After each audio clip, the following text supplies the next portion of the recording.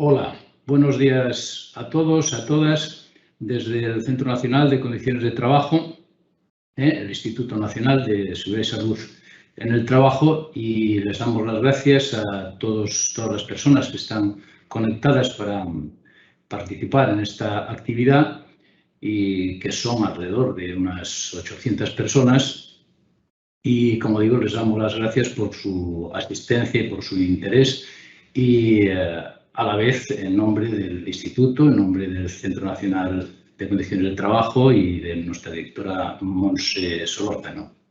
Bien, vamos a hacer hoy una actividad en la que trataremos la exposición laboral a medicamentos peligrosos, y que tiene el sentido de la temática ya desde los años 70, que se conoce el efecto carcinógeno de algunos medicamentos, pero, en fin, hay mucho terreno que ganar en este aspecto, puesto que las medidas preventivas pues, no se han conseguido del todo para eliminar la exposición, ¿verdad?, de las personas que manipulan estos medicamentos. Una actividad de este tipo, desde luego, contribuye pues, a la divulgación, al avance en este terreno, en el que también el Instituto contribuye, y tenemos proyectos en la línea de investigación y colaboración para trabajar, como digo, en el avance en esta materia. En la jornada de hoy, en la que damos las gracias a los compañeros Nuria Jiménez, a Xavi Solans, también a María José Méndez, a Olga Delgado Sánchez, que nos harán una exposición y nos comentarán aspectos de tipo normativo, de tipo técnico-científico sobre el problema, así como las principales medidas preventivas en esta materia, ¿verdad? De tal forma que, bueno, sin utilizar más tiempo para presentarles la actividad, lo que tratamos es de generar conocimiento y divulgación sobre estos aspectos, que no son baladís, porque ya digamos que los estudios epidemiológicos nos lo señalan así. Así que muchas gracias a todos por su participación y esperamos que les sea de provecho. Muchas gracias, y damos paso a Xavier Solans. Hola, buenos días. Vamos a iniciar la parte técnica de esta jornada con esta primera sesión, este primer panel, en el que empezaremos hablando del marco legislativo, o cómo se está trabajando en un nuevo marco legislativo que contemplen estos medicamentos peligrosos. Me gustaría empezar haciendo un pequeño resumen de cómo hemos llegado hasta aquí.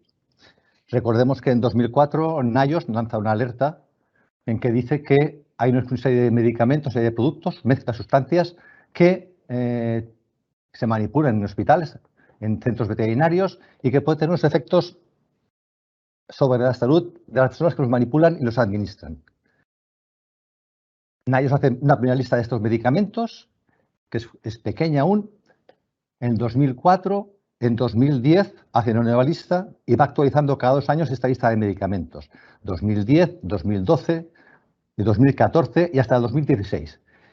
En el 14 hace un cambio en esta lista, de forma que nos lo integra estos medicamentos en 3 grupos. Grupo 1, que son los antineoplásicos. Grupo 2, que son los medicamentos no antineoplásicos, no usados en el tratamiento de quimioterapia. Y grupo 3, aquellos medicamentos que tienen efectos sobre la reproducción. En todos los casos nos da una definición de lo que es un medicamento peligroso. Un medicamento peligroso es aquel que tiene efectos cancerígenos, que tiene efectos teratógenos, o que puede tener efectos teratógenos, que puede tener efectos sobre la reproducción, que puede tener efectos genotóxicos y que además puede ejercer, en algunos casos, una acción tóxica a dosis muy bajas, que tiene una gran potencia farmacológica. Estas listas NIOSH se han ido actualizando hasta el 2016. En teoría era cada 2 años. En el 18 no salió la que tocaba, en el 20 tampoco, y hace poco salió un borrador de lista en que se produce una serie de cambios, y en vez de 3 grupos formula 2, y este borrador no se ha materializado en un documento definitivo. Esta lista de medicamentos peligrosos, lo que es importante es resaltar que en España, en el 2016, se publicó por parte del Instituto Nacional de Salud del Trabajo un documento que era medidas de prevención para la preparación y administración de medicamentos peligrosos, que lo que hizo fue visibilizar una problemática que en principio estaba oculta. Son aquellos medicamentos que se manipulan en hospitales, que tienen un efecto terapéutico muy importante sobre los pacientes, pero a la vez puede tener efectos perjudiciales sobre los trabajadores. Y esto era bastante desconocido, con el objetivo que tienen los hospitales de ayudar a los pacientes y de sanar sus problemas de salud. Este documento marcó creo, un punto de inflexión en España en cuanto a la sensibilidad en los centros sanitarios en relación al uso y manipulación de estos medicamentos. Fue una alerta que se dio en España en este aspecto y que condujo a que se identificara un peligro que no estaba identificado, posiblemente en muchos casos, y se tomaran medidas preventivas. Este documento técnico, visto que la lista NIOSH se iba actualizando y había entradas y salidas de medicamentos, se pensó que era más operativo formalizarlo en una base de datos que lo permitiera tener totalmente actualizada esta lista de medicamentos, y ahí se creó en el año 18 Infomep, junto con la Sociedad Española de Farmacia Hospitalaria, que colaboró en estos dos documentos. Infomep es una base de datos que recoge los medicamentos, recoge tanto las sustancias activas como aquellos medicamentos, nombres comerciales, que las contienen. Con lo cual es una cosa muy fácil identificar si el medicamento, nombre comercial que yo manipulo, se encuentran sustancias activas que son peligrosas. Esto hizo que en España este problema se visibilizara, se discutiera y se comentara entre los medios preventivos y se buscaran qué medidas preventivas se podían adoptar. Bien, en el 19 la Comisión Europea toma nota de la importancia de este sector y nos empieza en sus modificaciones de la Directiva de cancerígenos, nos empieza a hablar de que hay que hacer algo. Dice en el considerando 12 de la segunda modificación de la Directiva de cancerígenos, nos dice que es importante proteger a los trabajadores que sufren una exposición a sustancias cancerígenas o mutágenas como resultado de la preparación, administración o eliminación de estos fármacos, la limpieza, el transporte y el lavado de ropa. Son actividades a veces un poco colaterales y que pueden parecer desconocidas muchas veces para identificar que ahí también hay un riesgo. Eliminación de residuos y después la persona se dedica al cuidado de pacientes que siguen tratamiento con estos fármacos. Esto fue la segunda modificación, en su considerando 12. Posteriormente, la tercera modificación de la directiva, que aparece el 5 de junio, ya en su artículo 1 de esta modificación es más tajante y dice que hay que hacer algo y nos marca unos plazos. Dice que a más tardar el 30 de junio de 2020, la Comisión debe evaluar la opción de modificar la directiva para incluir los fármacos peligrosos, incluidos los citotóxicos, o proponer, es decir, modificar la directiva o proponer un instrumento más adecuado, siempre con el objetivo que tenemos de garantizar la seguridad del trabajo de los trabajadores expuestos a estos fármacos. 30 de junio de 2020, ha pasado un año y algo, estamos aún discutiendo cuál es esta opción o instrumento más adecuado. Esto reafirma mi confianza en que a veces los plazos cuesta mucho cumplirlos y la tarea no es sencilla, como veremos. Bien, estamos ahí.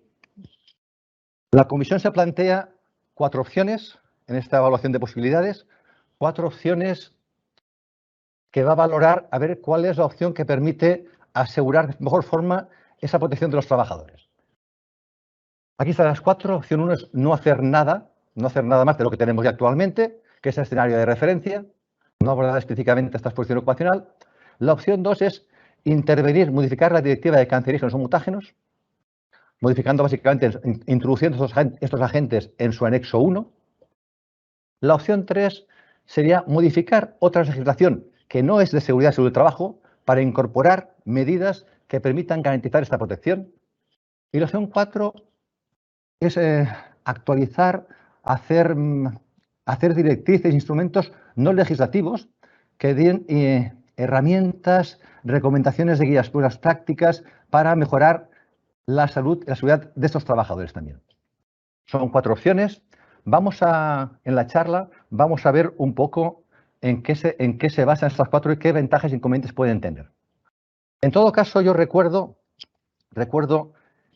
cuando Nuria y yo heredamos este proyecto muy interesante, que se jubiló un compañero nuestro, y en el 18 cogimos las riendas de este proyecto. En el 19 nos llamaron a multitud de charlas. El 19 un año importante en cuanto a medicamentos peligrosos, en cuanto a discusión sobre el tema. En muchos foros se discutía este aspecto. Nos llamaron a múltiples conferencias, charlas, reuniones, congresos. Y se discutía y estaba siempre sobre la mesa el desarrollar una legislación, llamaban específica, para medicamentos peligrosos. Decir que esta legislación específica para estos medicamentos, la Comisión Europea no la evalúa como una opción. No es una opción que se contemple, como has visto, las opciones eran 4, y esta no se contempla. Con lo cual, no es esperable el tener una legislación específica para estos medicamentos. Vamos a ver la opción 1, que parecería aquella que decimos no hacemos nada, no vamos a tomar nuevas medidas. ¿Y por qué no hacemos nada? Vamos a ver primero a recordar, todos sabemos lo que es un agente cancerígeno o mutágeno. Según nuestro Real Decreto 665/97, sustancia, artículo 2, sustancia o mezcla que cumpla los criterios para su clasificación como cancerígeno o mutágeno en células germinales de categoría 1, 1A, 1B, según el anexo 1 del reglamento CLP. Y por otro lado, nos dice que son sustancias, mezclas o procedimientos mencionados en anexo 1 o sustancias o mezclas que se generen en uno de estos procedimientos.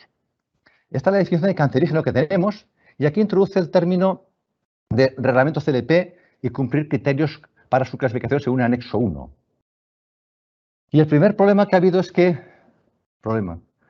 dificultad o entendimiento de la normativa, es que los medicamentos, sabéis que en su fase de producto terminado y destinado al usuario final, quedan fuera del ámbito de aplicación del reglamento CLP y fueran fuera de algunos títulos del ámbito de aplicación del reglamento REACH. Básicamente, aquí nos interesa mucho el título 4, que es el suministro de información en la cadena del producto.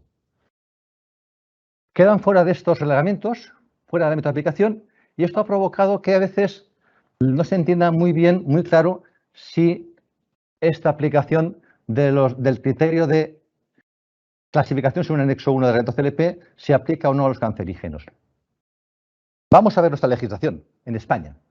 ¿Cómo entendemos del Instituto Nacional de Seguridad del Trabajo que se deben aplicar la legislación que tenemos a estos agentes, medicamentos peligrosos?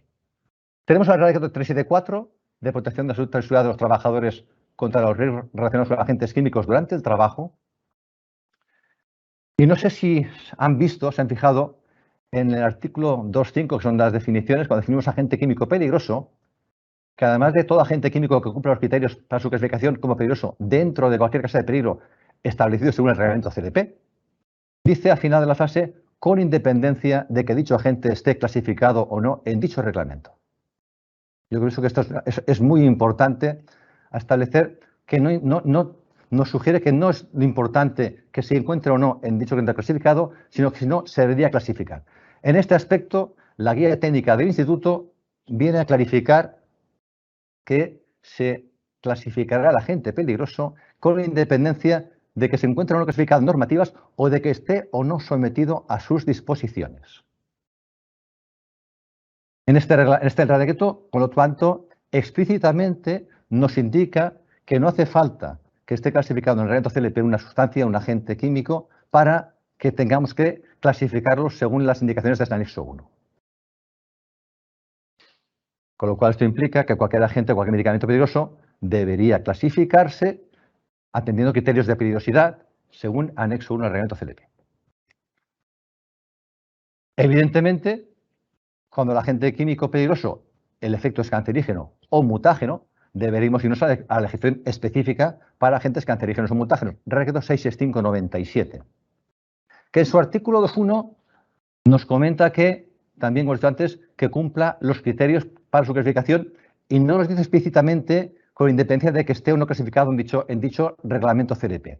Ahora sí, en la guía técnica del Instituto también matizamos o se matiza con independencia de que el agente químico esté individualmente clasificado o no en esa normativa o de que esté sometido o no a sus disposiciones, con lo cual se repite la coletilla que había en la guía técnica de agentes químicos. Pienso que es muy importante que tengamos clara qué contempla en su ámbito de aplicación estos dos Real Decretos. Con lo cual, está bastante claro que para no pensar que esto es un criterio del Instituto Nacional de Seguridad del Trabajo en cuanto a contemplar o no en el ámbito de aplicación estas sustancias, estas mezclas, en la tercera modificación de la directiva, en su considerando 6, a pesar de que van a contemplar opciones para ver cómo se pueden integrar estos medicamentos en la normativa, nos dicen claramente que los fármacos peligrosos, incluidos los citotóxicos, son objeto de medidas de la Unión que establecen unos requisitos mínimos para la protección de la salud y la seguridad de los trabajadores, en particular las que figuran en la Directiva 98/24, que es la Directiva de Agentes Químicos, y asimismo los peligrosos que contengan sustancias que son carcinógenas o mutágenas estarán sujetas a la Directiva 2437, que es la Directiva de Agentes Cancerígenos o Mutágenos. Parece clara la situación de que la normativa actual ya contempla a estos fármacos peligrosos, a estas sustancias o mezclas, dependiendo de cómo estén formulados, en su legislación. En el caso de España, tenemos claro que la normativa a aplicar para estos fármacos sería el Real Decreto 374/2001 de agentes químicos, el 665/97 de agentes cancerígenos o mutágenos y, yéndonos al reglamento de el reglamento de los servicios de prevención, el reglamento 39/97, al artículo 4, anexos 7 y 8, en el caso de trabajadores embarazadas o en periodo de lactancia, habría que ir a este Real Decreto. Bien, esto es lo que comentamos desde el Instituto Nacional, desde España, en este trabajo de valorar las diferentes opciones que hace la Comisión Europea. Enviaron encuestas al resto de Estados miembros, se contestaron 14 encuestas. ¿Y qué pasa en otros países? En otros países lo que hacen es entender, todos entienden que los medicamentos peligrosos entrarían dentro del ámbito de aplicación de la Directiva de Cancerígenos o Mutágenos. Sin embargo, lo aplican de manera dispar. La mayoría, la mitad, entiende que la clasificación en el ámbito CLP, aplicando los criterios CLP, implicaría ya el entrar en este ámbito de aplicación. Otros países entienden que solamente entran en el ámbito de aplicación aquellas sustancias que están clasificadas según CLP, ya sea a forma armonizada o autoclasificadas. Otros países, poquitos, entienden que solo entrarían en el ámbito de aplicación de la Directiva de Cancerígenos o Mutágenos aquellas sustancias que tienen clasificación armonizada, con lo cual vemos que hay divergencias en cuanto a cómo se entiende que estos medicamentos pueden entrar en el ámbito de aplicación de la directiva y, por lo tanto, cómo se aplican las medidas preventivas para proteger a los trabajadores frente a los efectos de estos medicamentos, de estas sustancias o mezclas. Por lo tanto, se valora la opción de que haya otras opciones. La opción principal, la opción que tenía más adeptos, más seguidores, con mayor fuerza, era modificar la Directiva de Cancerígenos o Mutágenos, o es modificar la Directiva de Cancerígenos o Mutágenos. Introduciendo ese anexo 1, no una lista de sustancias, no una lista de medicamentos, de sustancias activas, sino hacerlo de forma por grupos. Introducir grupos farmacoterapéuticos de medicamentos peligrosos. Y los tres grupos que se valoran son los antineoplásicos, los inmunosupresores y los antivirales. Ahora mismo se valoran estos tres grupos como grupos terapéuticos. Otra opción que se valoró en su momento y que finalmente se desestimó era establecer valores límite de efecto profesional vinculantes para estos medicamentos, para todos y cada uno de ellos.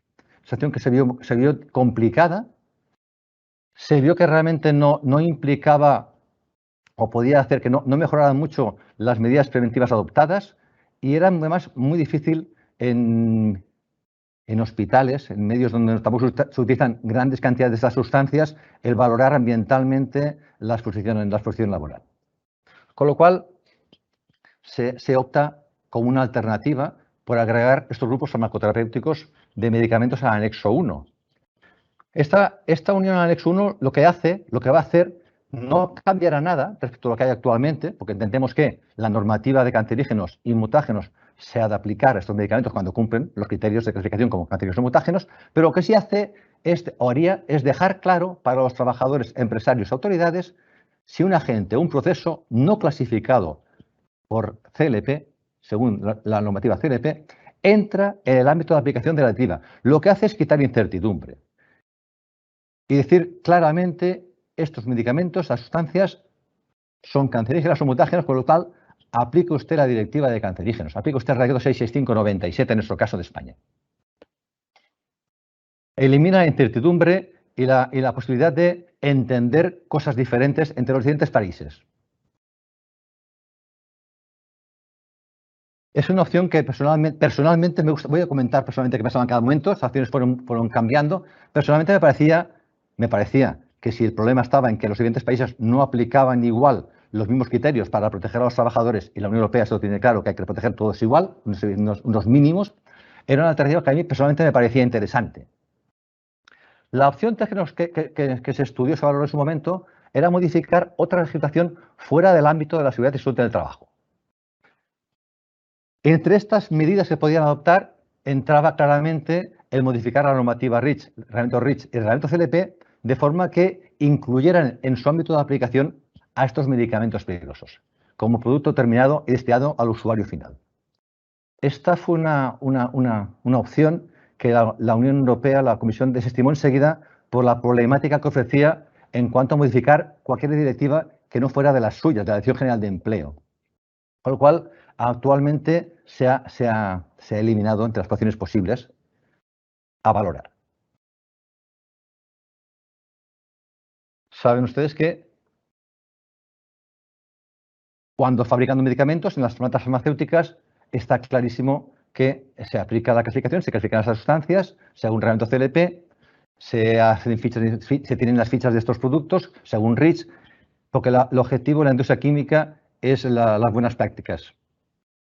En cambio, cuando estos productos pasan a los centros sanitarios, centros veterinarios, este perfil de clasificación se pierde, no hay obligación con producto terminado y destinado al usuario final, no hay obligación de clasificar, no entra en el ámbito de aplicación de CLP, no entra en el ámbito de aplicación de REACH en cuanto a la ficha de seguridad, con lo cual la prioridad en este caso es tratar al paciente, tratar una enfermedad y se perdía la protección del trabajador. La opción 3 se desestimó, se ha desestimado. La problemática que hay en cambiar esta normativa, que es muy dificultoso dentro de los criterios que tiene la Unión Europea para modificar normativas. Y la opción 4, la opción 3, en su momento a mí me pareció muy interesante el poder incluir el ámbito de aplicación CLP y REACH a estos productos, a estas sustancias, con lo cual eliminábamos gran parte del problema. Pero visto esto, he ido modificando mis convicciones. La opción 4, desarrollar o actualizar instrumentos no legislativos, por ejemplo, directrices que permitan mejorar la seguridad ocupacional para estos medicamentos peligrosos. Es decir, hacer instrumentos no legislativos en forma de recomendaciones de buenas prácticas, directrices, guías, que permitan conseguir el mismo objetivo. Todas las opciones persiguen el mismo objetivo, garantizar que el trabajador estará protegido frente a estas sustancias. Aquí se plantean dos opciones. Introducir guías de buenas prácticas a nivel de la Unión Europea. Esto tiene muchos seguidores a nivel de la Unión Europea, países de la Unión Europea, para Estados miembros. La inconveniente, entre comillas, es que no tiene un peso legal, como podía modificar en el anexo 1, pero en cambio serían directrices comunes aprobadas dentro del seno de la Unión Europea y que todos los países deberían seguir a la hora de manipular estos compuestos, estas sustancias. Tiene la particularidad, la ventaja sobre la modificación del anexo 1 en que sabemos que estos compuestos, los tratamientos van variando, aparecen sustancias nuevas, aparecen tratamientos nuevos, permitiría flexibilizar y dar guías y recomendaciones prácticas asociadas al momento actual, al estado de conocimiento del momento.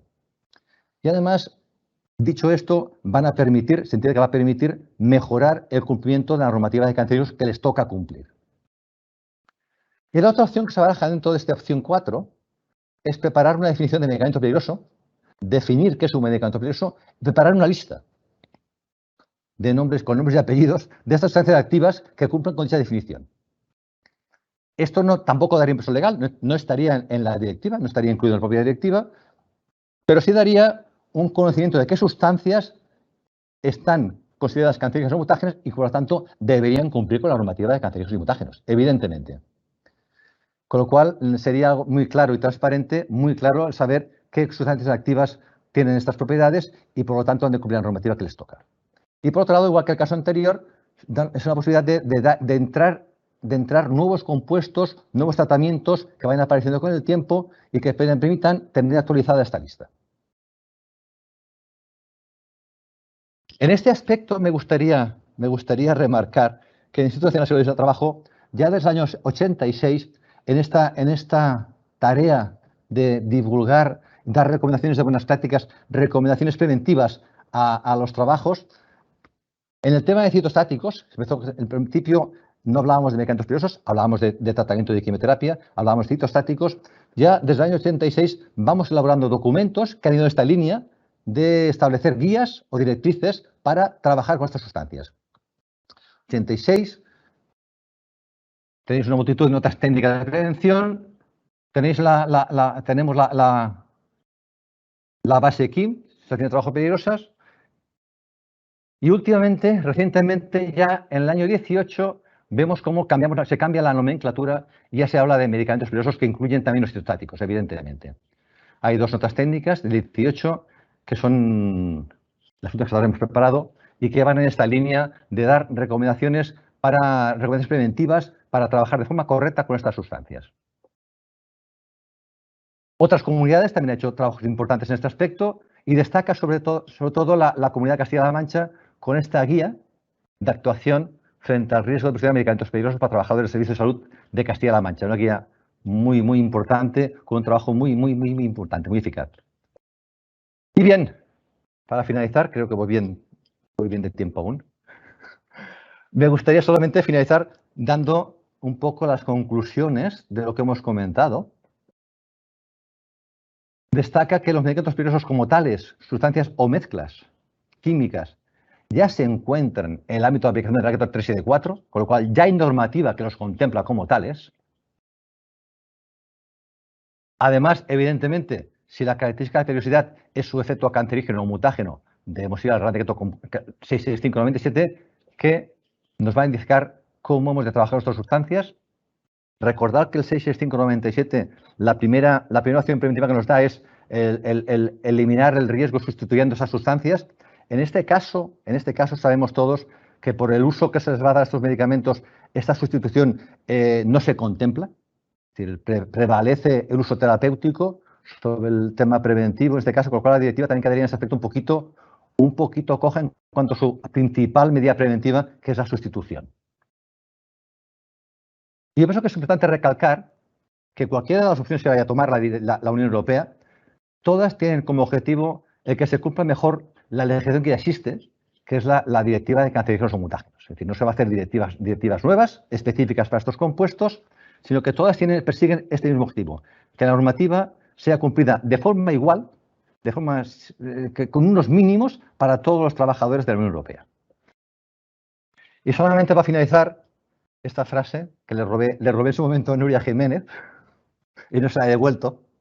Solo unos pocos encuentran el camino, otros no lo reconocen cuando lo encuentran y otros ni siquiera quieren encontrarlo. Esperemos que entre todos encontremos el camino bueno y que el objetivo final, que es que cualquiera de las opciones es buena, prevalezca realmente y todos los países de la Unión Europea podamos establecer unos mínimos de protección a los trabajadores que manipulan estas sustancias, estos medicamentos peligrosos. Muchas gracias. Y si no, recordar nuevamente, ya fuera de lo que es la presentación, recordad que tenéis la posibilidad de hacer preguntas que luego al final de la jornada se contestarán. Las preguntas pueden ir dirigidas a un ponente o dejarlas abiertas y se intentarán contestar las que podamos por los distintos ponentes. Y sin más, yo daría paso a Nuria, si te parece, Nuria Jiménez, para que siga con las ponencias de esta jornada.